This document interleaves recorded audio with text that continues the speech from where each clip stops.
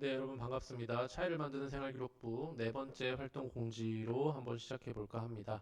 자, 우리가 지난 시간에 다루었던 내용들을 한번 간략하게 여러분들에게 리마인드를 한번 시켜보면요. 자, 구글 클래스룸에 가면은 활동 1, 2, 그리고 활동 3 이렇게 있고 오늘 우리가 다뤄볼 내용이 활동 4입니다. 지금까지 내 전공에 대해서 이해를 했고 그 다음에 1학년 양형 같은 경우에 비교과 포트폴리오까지 다 이제 기록 활동 기록을 시작을 했다고 하면 이제부터는 본격적으로 내 생활 기록부를 만들어야 되는 시기입니다. 특히 우리가 창의적 체험 활동에서 진로 영역이라든지 또는 여기에서 한 활동을 자율 활동이라든지 이런 데 녹여도 상관이 없습니다.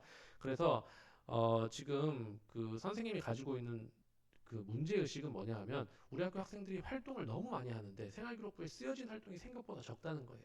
담임 선생님이 생활 기록부에 쓸 내용이 별로 없어요. 그래서 선생님은 이 활동만큼은 담임 선생님들에게 바로 드릴 수 있도록 하고 그다음에 다른 부서의 사업과 겹치지 않도록 만들자라는 게 선생님의 그 제일 큰 목표였거든요.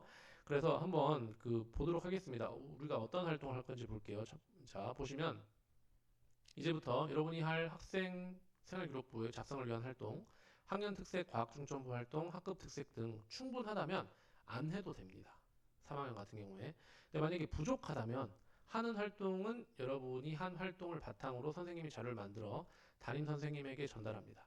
물론 앞에서 한 활동지 1과 활동지 2도 함께 전달을 합니다. 여러분들의 구글 클래스룸 진로방에는 담임 선생님과 진로 담당 선생님이 같이 들어와 있습니다. 예.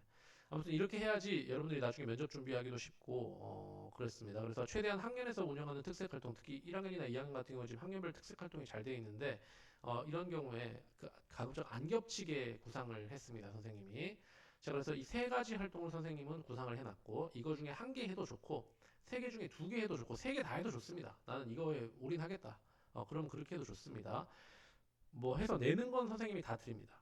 자, 세 개 중 한 개도 안 해도 됩니다. 충분할 사람은 수록체조 공부하는 게 낫습니다. 단 생활기록부 글감이 없는데 놀다가 걸리면 이 태블릿 가지고 딴짓하다 걸리면 1년간 진행된 차이를 만드는 생활기록부 프로그램 5개 활동에서 총 0개 활동에 참여함. 네, 이렇게 쓰겠습니다. 말씀드렸습니다, 선생님이. 자, 그래서 우리가 지금 오늘 이제 본격적으로 생활기록부를 만드는 차만생 프로젝트의 4번, 이게 활동 4번인데 4-1, 4-2, 4-3번 이렇게 제목이 있습니다. 하나씩 보도록 하겠습니다.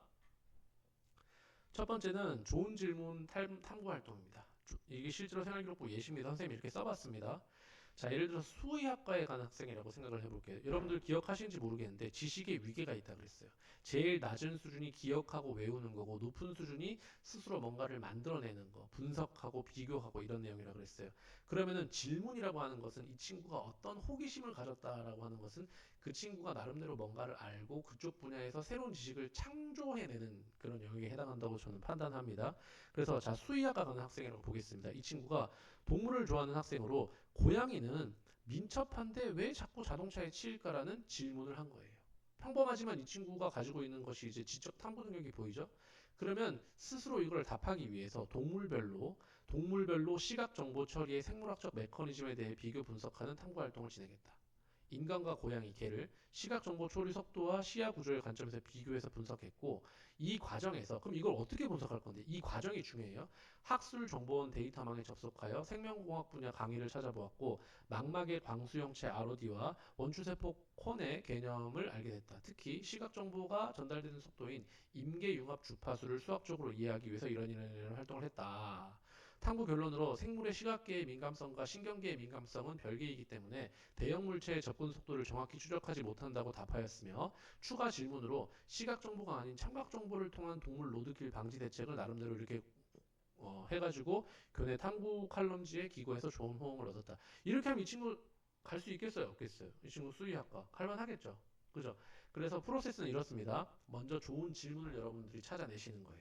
일상의 문제를 해결하는 것도 상관없습니다. 아주 사소한 질문도 괜찮은데 중요한 거는 이 문제를 해결하기 위해서 내가 스스로 어떤 탐구 계획을 세워가지고 어떻게 이 과제를 해결했는지 그러니까 문제 해결 능력이 여러 반드시 들어가야 돼요.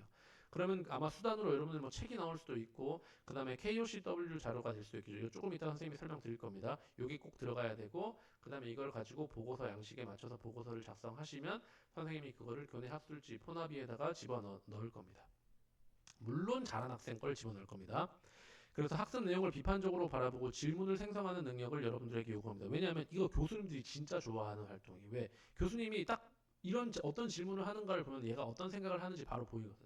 야, 너는 왜 그런 궁금증 가지게 됐어? 이렇게 바로 물어봅니다. 예.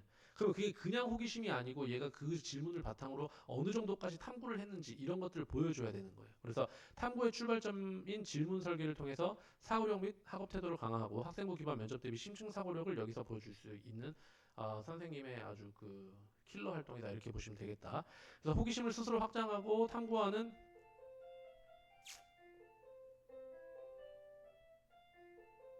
네, 그래서 호기심을 스스로 확장시키고 탐구하는 학습자로 표현하기 위한 활동이다. 모든 전공에서 가능하다. 인문, 사회, 뭐 자연 다 됩니다. 그래서 선생님이 한번 그 어떻게 만들어 놨는지 한번 볼게요. 자, 프로젝트 참여생의 좋은 질문 탐구 활동을 여러분들 개인별로 이렇게 다 만들어 놨어요. 여러분 학번, 이름, 희망, 전공 쓰십니다. 자, 그다음에 선생님이 방금 설명했던 자료 여기다가 붙여놨죠. 그러면 여기에 좋은 질문 탐구 활동 요약본이 있어요. 여기다가 여러분들이 했는 활동의 요약본을 여기다가 넣는 거예요. 내 질문, 난 어떤 질문에서 시작했고, 이 질문을 왜 했고, 어떻게 탐구할 것이고, 탐구의 과정, 어디서 뭘 받고 어떤 자료를 찾았고, 결론은 이거고, 느낀 점은 이거고, 그 다음에 여기에다가 이제 보고서를 여러분들이 제목 쓰시고 서론, 본론, 결론, 그 다음에 여러분들이 인용한 자료하고 참고한 자료까지 넣으셔가지고 제출하시면 되겠다. 깔끔하죠? 그죠? 네. 이렇게 해가지고 제출하시면 되고 여기에는 시각 자료도 마음대로 넣으셔도 되고 선생님이 학술지에 넣을 거기 때문에 여러분들 그렇게 보시면 되겠다. 좋은 질문 탐구 활동 아주 좋은 활동이에요. 이거 요거 하면은 대학 면접 때 거의 이거 물어봅니다. 교수님이. 네, 그래서 사실은 교수님 사실 저한테 이거 물어보세요 하고 이게 빌드업 해가지고 가는 활동이다 이렇게 보시면 될 것 같고요. 자, 두 번째 활동입니다. 두 번째 활동은 있다 크로스링크 탐구 활동 이렇게 돼 있네요. 네, 두 번째 활동은 있다 크로스링크 탐구 활동이에요. 있다니까 지금까지 이 세상에 존재한다, 이그지스트 한다. 그러니까 세상에 있는 지식이 있는데 그 기존의 지식 두 가지를 있다 연결해가지고 이거를 지식을 두 가지를 융합해서 탐구하는 활동이에요. 어떤 개념인지 약간 느낌 오실 것 같은데 볼게요. 자, 존재하는 있는 지식을 연결하는 있는 크로스링크 탐구 활동에서 사회 문제 탐구 과목의 노령화 인구 구조화. 자, 이거를 얘가 가지고 있었던 거야. 지금 머릿속에. 경제 과목에서 습득한 생애 주기 가설을 연결하는 거야. 그러니까 두 가지 지식을 연결해 가지고 그러니까 노령화가 되고 있는데 이 노령화가 되는 것이 생애 주기에 따르면 나이가 많은 사람들은 소비가 적은데 그러면은 노령화가 되면은 경제적으로 어떤 영향이 있지 않을까를 연결해서 2050 대한민국 경제지표 분석 보고서를 나름대로 작성했다. 활동 과정에서 인구 통계와 가구 소비 구조 데이터, 가계 동향 조사, 국가 경제 지표, 저축률, 소비 성향, 경제 성장률 등을 분석해서 활용했고 특히 노인은 소비를 줄인다는 통념과 달리 의료 서비스에 대한 수요는 증가하며 현재 중산층은 노인 빈곤층이 아니라 연금 제도와 고소득에 의한 주요 소비층으로 거듭날 것이라는 전망이 인상적이었다. 최종 발표에서는 고령화 사회에서 유망한 산업을 제시하는 등 사회과학적 통찰력과 통계 데이터를 활용한 능력이 돋보임. 여러분 선생님이 어떤 활동으로 여러분들 킥을 주려고 하는지 느낌 오시죠? 그죠? 그러니까 지식 1이 있어. 근데 여기에다 한 개를 더 하라는 얘기야. 지식 1과 지식 2. 그럼 이거 뭐야? 지식을 그냥 외우고 기억하는 활동이 아니고 이걸 응용하는 거잖아. 종합하는 거잖아. 그죠? 그러니까 여기서 고차원적 지식이 보인다는 거지. 그러면 내가 나름대로 이 두 가지를 세워가지고 가설을 세워. 이렇지 않을까? 2025년 대한민국 경제지표는 이렇지 않을까? 이렇게 세워. 그러면 그걸 검증해야지. 여기 뭐가 들어가야 돼? 통계 또는 실험이 들어가야 되는 거야. 여러분 과학 계열에서도 이거 할 수 있는 거 아시겠죠? 그렇죠? 예를 들어 볼게. 예를 들어서 식물의 굴중성에 대해서 이야기를 했다. 생명과학에. 근데 이 식물의 굴중성과 뭐 토양의 산성도가 있다. 그럼 이거 두 가지를 연결해가지고 토양의 산성도에 따라서 식물의 뿌리가 뭐 어떻게 하는 햇빛을 따라가는 이런 것들에 조금 뭐가 있지 않을까 이렇게 가설을 세워서 검증하고 통계적으로 실험적으로 접근해가지고 보고서를 작성하라 이 말이야. 무슨 말인지 아시겠죠? 그죠? 이거는 뭐가 어떤 활동하는데 좋은 거예요? 학습의 능동적인 태도, 그 다음에 호기심, 상상력 이것도 아주 좋은 고차원적인 활동이라고 봐야 돼. 그래서 교과 간 연계를 통해 융합적 사고력 및 전공 적합성을 강화하고 학생의 진로와 학습을 연결하는 탐구 경험을 제공하려고 한다. 교과 지식을 실질적으로 활용하는 능력 이게 고차원적인 지식이잖아, 그지? 그래서 기존에 존재하는 있다 지식과 새로운 지식을 연결하는 이 두 개를 해가지고 가설을 세우고 검증하고 재구성하는 활동, 지식의 종적인 그리고 또 횡적인 확장도 가능합니다, 여러분 아시겠죠? 예? 종행 반대인가요? 그래서 확장과 과정을 담는 것이 핵심이다. 그래서 요거는 선생님이 활동지를 어떻게 구성해 놨냐면은 어, 아이고 이게 잘못 들어가 있네.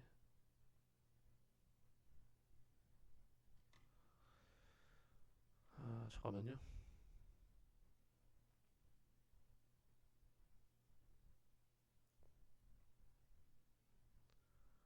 우리 방금 한 거 뭐였죠? 4-2. 네, 있다.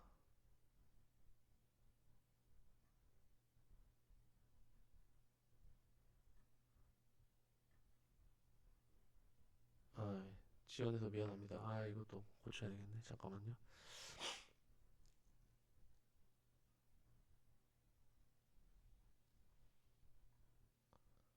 이거 한번 볼게요. 자, 두 번째 활동 있다 크로스링크 탐구 활동 이렇게 해가지고 학번 이름 희망 정보 그대로 쓰십니다. 그리고 나서 여러분들 한 장 넘어가시면 자, 여기도 활동 요약서가 있어요. 여기 첫 번째 지식 1 내가 알고 활용하고자 했던 지식 1번 그 다음에 지식 2번 그럼 이걸 두 개를 더해가지고 여러분들이 가설 설정을 하시고 왜 그런 가설을 설정하게 되는지를 넣으시는 거예요. 그 다음에 탐구의 과정, 이 가설을 검증하기 위해서 내가 어떤 걸 했어, 통계를 어떤 걸 썼고 실험을 어떤 걸 했고 결론은 어떤 거 얻었고 느낀 점은 무엇이고 요거를 가지고 여러분들이 역시 제목, 서론, 본론, 결론, 그 다음에 인용 자료, 참고 자료 이렇게 해가지고 여러분들이 하시면 된다. 이렇게 말씀을 드릴 수 있겠고요. 그 다음에 세 번째 마지막 활동입니다. 진로부에서 구상하고 있는 세 번째 활동은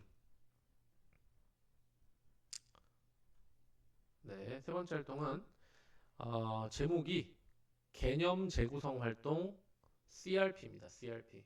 Concept Reconstruction Process인데 개념 재구성 활동은 뭐냐 하면은 선생님이 아까 보여드렸던 사례가 여기 이제 들어가 있는데요. 볼게요. 내가 어떤 개념이 있었는데 그 개념이 나 스스로 계속 재구성해서 더 커지고 더 확장되고 더욱더 또렷해지는 활동을 여기다가 넣는 거예요. 예를 들어서 멘토링 활동에서 원 운동과 각 운동량 개념을 내가 가지고 있었어.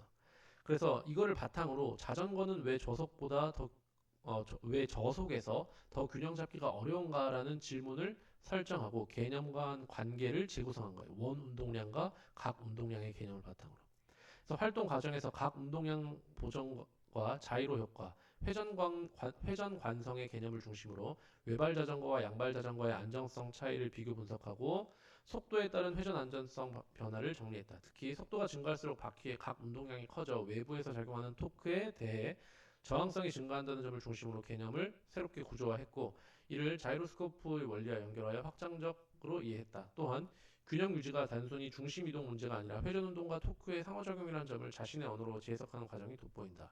최종 발표에서 동일 개념을 자전거 주행 상황과 자이로 장치의 비교 사례로 설명하여 물리 개념의 구조와 능력과 적응력이 뛰어남을 보여줄 수 있다. 그러니까 어떤 건지 알겠죠? 내가 가지고 있었던 어떤 개념이 있는데 이 개념을 나름대로의 방식을 통해서 재구성해 보는 거예요. 제대로 알고 있는지를 여러 가지 사례들을 통해서.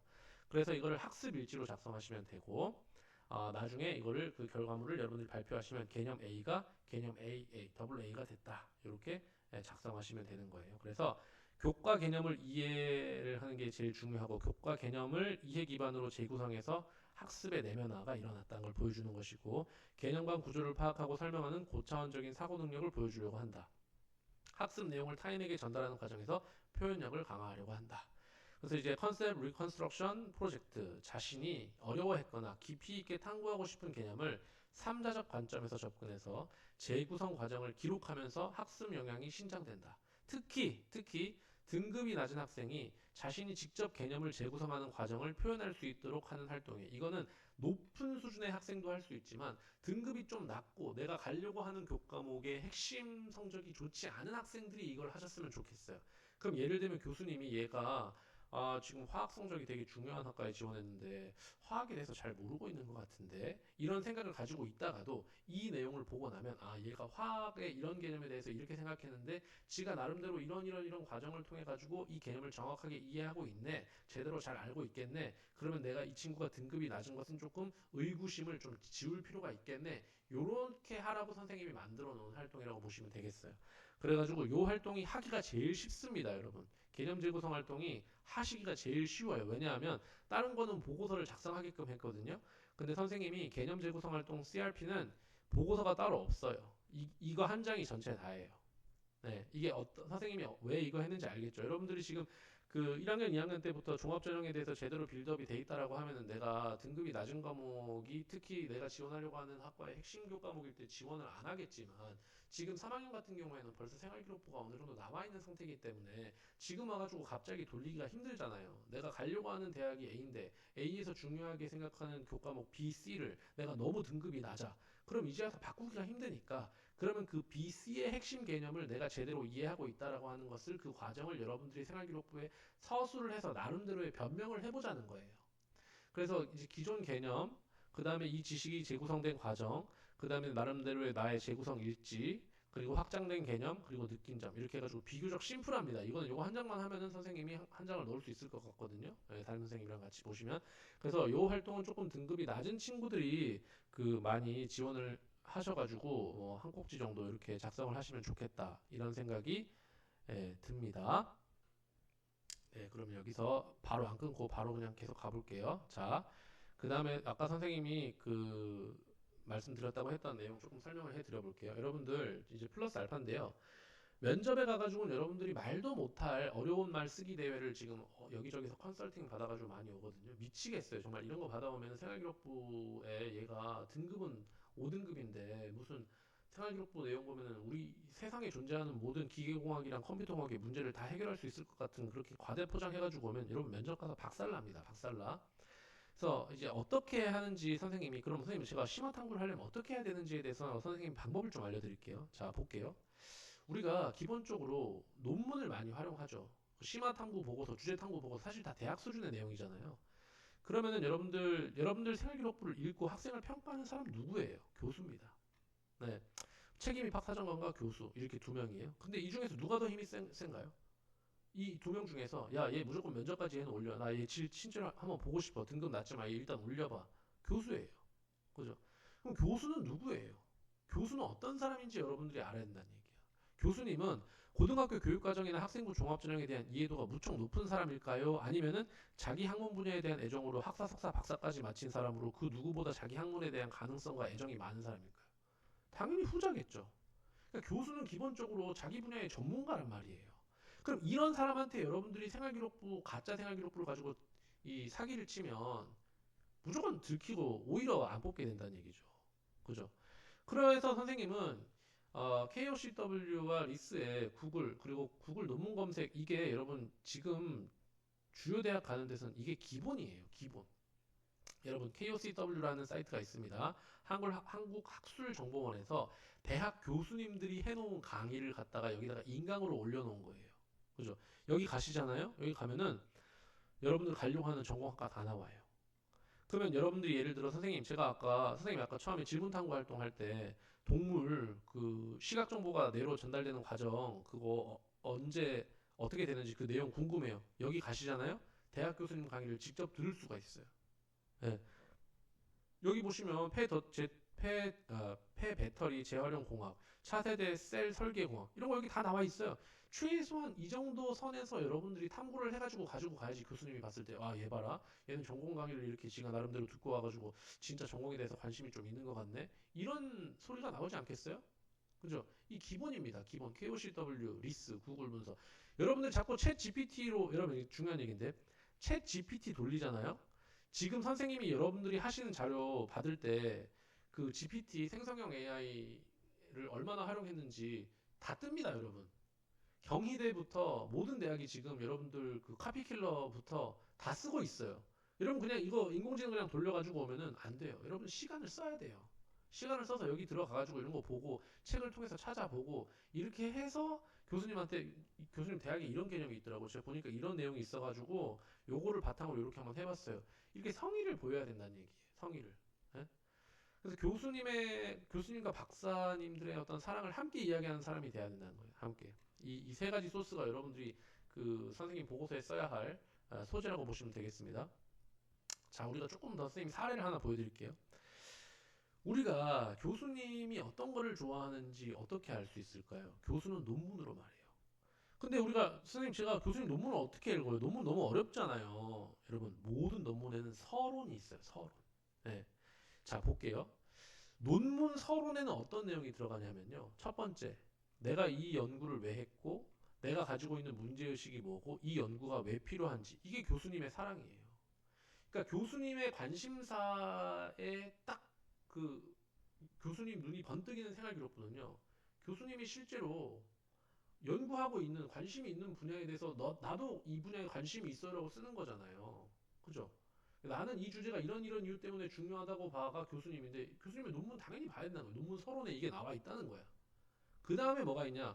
그러면 교수님은 이러한 연구의 필요성을 이러한 방법으로 연구 방법 이런 방법으로 했어. 나는 이것을 증명하기 위해 이렇게 노력을 했어. 근데 교수님 저도 이 주제에 관심이 많아가지고 교수님이 하신 이 연구 방법에 대해서 진짜로 좋은 것 같아요. 저도 이거에 대해서 관심을 가지고 한번 해볼게요.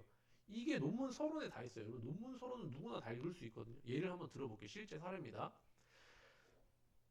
우리 반 실장이 교통물리공학과에 가고 싶대요. 선생님이 교통물리공학과가 뭐 하는지 어떻게 알겠어요? 선생님한테 이 친구가 선생님 저 교통물리공학과 갈게요. 그래서 선생님이 그 뭔데? 뭐 쿠팡 뭐 이런 거야? 뭐 하는 데인데? 이렇게 물어봤거든요.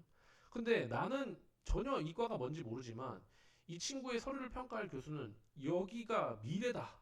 10년 이상 이 과목을 공부한 사람이잖아요. 그래서 선생님이 학과 정보 가서 찾아봤어요. 교통물리공학과 갔더니 교통물리공학과는 도로 설계 시공, 뭐 토목과네, 그죠? 근데 이 뒤에 수요 경제 그리고 기술 발달에 따라 전기 전자 통신 뭐 이런 것도 한다는 거였어. 그러니까 도로 설계 시공, 뭐 토목공학과, 건축공학과에다가 전기 전자 통신 이런 거랑 연결한 건가 보다. 근데 여기 보니까 첨단 도로 교통 체계 ITS에 이르는이에요. 그럼 이르는이라는 게 무슨 뜻인데? 여기까지가 끝이란 거잖아. 이 학과에서 제일 핵심이 되는 소재는 뭔데? 첨단 도로 교통 체계 ITS라는 거는 나 뭔지 모르지만, 그지? 이게 제일 핵심이네. 그러면 이거를 검색을 해야 되는데 선생님이 그냥 검색하라 그랬어요? 아니면 논문 검색하라 그랬어요? 논문 검색을 하시는 거예요. 이거를 논문 검색해봤어. 구글 학술 검색이라고 들어가셔가지고 ITS 교통 이렇게 검색을 해봤습니다. 해보니까 나는 몰랐는데 대한교통학회, 정보통신동향부다, 국토계획 이런 데서 막 해. 그다음에 교통이랑 정보통신 분야가 핵심이구나. 그러면 교통이랑 정보통신이 핵심이니까 지리 파트에서도 생활기록부 굴감이 나오겠네. 그다음에 해외랑 막 비교하고 있네. 국가교통정보센터란 게 있더라고. 가봤더니 뭐가 나오느냐? 여러분 왜 명절 같을 때 고속도로에 차 어디 막히는지 나와 있는 막 우주 관제 시설 같이 생긴 데 있잖아요. 그거 여기더라고 그거. 그러니까 데이터를 통해서 어디에서 사고가 나고 어디로 우회를 해야 되고 이런 교통망을 하나의 신경망처럼 접근해가지고 우리나라 물류 체계가 원활하게끔 잘 돌아가게끔 이렇게 만드는 그런 시스템을 하는 곳이 이 학과인 거야. 그럼 이 학과에 대한 이해도가 선생님 조금 생겼잖아 아까보다. 그지? 그래서 선생님이 이 학과 교수님들을 이렇게 봤어. 봤더니 이 사람은 누가 봐도 이 사람이 제일 높은 사람이지. 왜? 다른 사람은 다 증명사진 제출했는데 이 사람은 그냥 자기가 셀카 찍어서 냈잖아. 이 사람은 면접 안 올 가능성이 높아. 이 사람도 교수인데 나이 많아 보여. 그지? 근데 여러분 딱 보니까 이 밑에는 이제 그 부교수잖아. 그러면은 젊은 나이에 열심히 할 것 같은 교수가 누구야? 관상이 얘잖아. 얘라면 안 되죠. 그치? 이 박준영 교수님이잖아. 그지? 그럼 박준영 교수님이 어떤 분야 교수님이에요? 박준영 교수님은 교통 물류 운영 관리에서 데이터 마이닝 통계 쪽이래. 잘 됐잖아. AI랑 연결할 수 있잖아. 만약에 이 교수님이 면접에 들어오신다고 생각을 해봐. 이 교수님이 서류를 분석한다고 생각을 해봐. 그러면은 굉장히 이 교수님이 논문을 많이 쓸 것 같잖아. 다 찾아봤어. 그래서 박준영 교수님이 쓴 논문을 선생님이 박준영 교수님이 논문을 제일 많이 쓰고 있더라고. 박준영. 그래가지고 선생님이 박준영 교수님이 가장 최근에 쓴 논문 주제가 보니까 이거야. 차량 주행 궤적 데이터를 활용한 멀티 스테이지 머신러닝 기반의 사고 위험 예측 연구. 그러니까 이게 뭔지 머릿속에 그려지죠. 빅데이터로 고속도로 입구에서 들어가는 차들의 주행 궤적을 다 이렇게 본다는 거야. 그럼 그거를 AI한테 학습시켜. 그러면 이 차가 지금 비틀비틀하니까 어디쯤 가서 사고가 나겠다. 이거를 예측하는 연구를 했다라는 거예요. 박준영 교수님이. 그래서 선생님 서론 뭐라 그랬지? 서론 보니까 서론에 뭐라고 돼 있어? 교통사고는 사회 경제적 측면에서 큰 손실을 초래하며 이렇게 사람이 많이 죽고 있고 그래가지고 내가 하는 연구가 이렇게 중요해 이렇게 써 있어. 그러면은 여러분들 이거 딴 거 할 거 없이요. 만약에 여러분들이 이 교통공학과 갔는데 교수님이 야 너 우리 과 왜 왔니? 지원 동기 한번 얘기해봐. 그럼 그때 바로 쓰는 거야. 교수님, 세계보건기구에 따르면 연간 교통사고로 135만 명이 죽고 있다고 합니다. 전쟁보다 더 많이 죽어요. 그래서 우리가 이거를 AI를 이용해가지고 이렇게 할 수 있다고 하면, 예방할 수 있다고 하면은 그것보다 더 인류 사회에 기여하는 길이 있겠습니까? 그럼 교수님 뭐라 생각하겠어? 세상에 이런 인재가 나를 찾아오다니 이렇게 생각하지 않겠어? 그죠? 그 다음에 두 번째 항목에는 뭐가 들어간다고 그랬죠, 선생님이? 논문 서론에는 논문 서론에 들어가는 두 번째 항목이 뭐라고 했어요? 연구 방법론. 여기 보니까 그러면은 자동차를 빅데이터로 학습을 시켜야 되는데, 머신러닝 시켜야 되는데, 어떤 방법이 있냐? KC 방법과 RF 방법이 있대. 이 방법을 통해서 자동차를 골라가지고 학습을 시켰대. 그러면 선생님이 물어보는 거예요. 그 중에서 KC와 RF가 어떤 방법론인지 선생님도 이해할 수 있게 한번 설명해봐 했더니, KC는 이런 거고요. RF는 이런 거예요. 그 빅데이터가 정보를 선택할 때, 어떤 정보를 학습할지를 선택할 때 이렇게 하는 방식이에요. 그럼 선생님 이걸 가지고, 그럼 이거를 고등학교 수학 시간에 배우는 내용이랑 관련이 어떻게 지을 수가 있어 하니까 이렇게 얘기를 해주더라고요. 그래서 선생님이 이거와 관련된 내용으로 이 친구 생활기록부를 썼어요.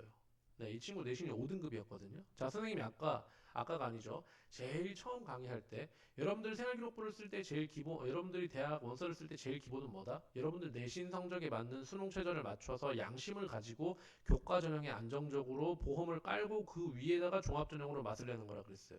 이 친구 내신 등급 보세요. 4등급, 5등급이에요. 그죠? 그러면 이 친구가 내신 4, 5등급이니까 이 친구가 실제로 갈 만한 대학은 여기에요. 계명대, 영남대. 계명대, 영남대도 이 친구 가기 힘들어요. 근데 수능 최저 등급 괜찮은 학과잖아. 지금 과가 괜찮은 학과인데 수능 최저 이 정도예요. 그래서 너 열심히 자습해라. 그래서 여긴 당연히 합격했습니다. 예, 여긴 당연히 합격을 했어요. 그러면은 이제 종합전형을 어떻게 해야 돼요? 종합전형은 생활기록 요렇게 열심히 했으니까 종합전형은 네 쓰고 싶은 데 써라 했더니 진짜 마음대로 썼어. 항공대, 아주대, 한양대, 에리카. 근데 항공대는 떨어졌어. 근데 아주대는 1단계 붙었어. 한양대, 에리카도 1단계 붙어버렸어요. 최종 단계로 가가지고 이 친구는 한양대 에리카 다니고 있어요. 네, 내신 5등급도 학생부 종합전형 이렇게 준비해가지고 가니까 어 자기가 예상했던 질문 다 그대로 하고 그래서 합격한다는 거예요, 여러분. 네, 그래서 자 수능 최저학력 기준으로 탄탄하게 교과 전형으로 내가 지원할 지원선을 보험을 깔고 그 위에서 종합 전형으로 차이를 만들어내는 것이 여러분들이 갈 수 있는 가장 안정적인 지원 전략입니다. 수능 최저 더하기 교과로 기반을 만들고 차이를 만드는 생활기록부를 가지고 여러분들이 생활기록부로 쓰면 되겠다. 자, 그럼 활동 마감은 언제까지냐? 학생들의 프로세스를 선생님이 보면서 추후에 언제까지 마감하라고 공지를 드릴 거고 3학년은 6월 달이 되기 전에 5월 달 안으로 마감하시면 되겠습니다. 3학년은 5월 달 안으로 마감을 해 주시기 바랍니다. 3학년은 시간이 많지 않기 때문에 공부가 더 중요하기 때문에 과학 중점 활동 등 더 유의미한 활동이 있으면 거기에 매진하면 좋겠고 다른 부서의 활동과 연계 융합 확장하는 접근 너무 좋습니다. 예를 들어서 내가 과학 중점부에서 이런 활동을 하다가 거기에서 나온 어떤 개념이나 질문이 생겨가지고 이쪽으로 넘어와서 하겠습니다. 그럼 과학 중점 활동은 자율활동에 적고 이 활동은 진로에다 이렇게 적겠습니다. 그것도 좋다는 거예요. 그죠? 그다음에 창체 진로 담당 선생님은 이 활동을 주기적으로 활동해 주시면 되겠고 태블릿으로 다른 짓 하는 학생 그냥 태블릿을 압수해 주시기 바랍니다. 예, 그렇게 해주시면 되겠고 그다음에 각 활동은 구글 클래스룸에서 결과물을 제출 통해서 제가 담임 선생님과 함께 공유하도록 하겠습니다. 그래서 차이를 만드는 생활기록부 창체 진로 만들기 이제 종료할 때까지 여러분들이 열심히 하시면 되고 구글 클래스룸에 있는 양식과 관련된 질문 언제든지 환영하도록 하겠습니다. 이상입니다.